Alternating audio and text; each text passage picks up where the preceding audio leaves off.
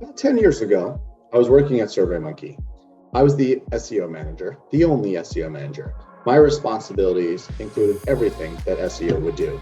I gave advice on title tags, I gave advice on content to produce, redirects, all the things that any SEO manager will do. But then an interesting thing happened. The company was migrating from one help center knowledge base over to another help center knowledge base due to a contract and pricing.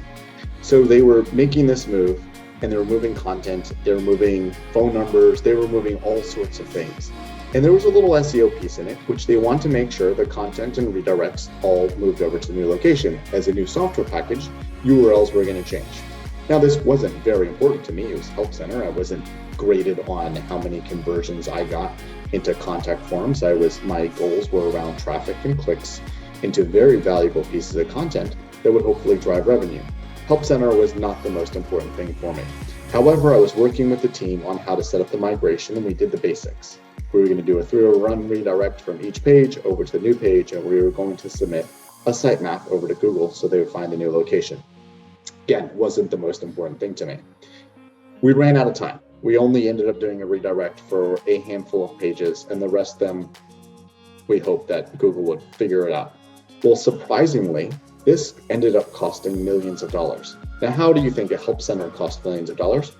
Well, one of the things that people did was when they had a problem using the software, they would Google it and they would find an answer to their question and they would solve their own problem.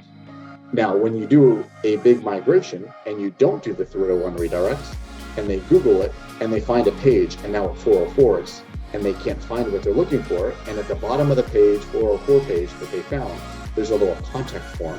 They're going to say, hey, I'm trying to do X and I can't find the answer. Can you help? Well, what happens is someone needs to answer that email.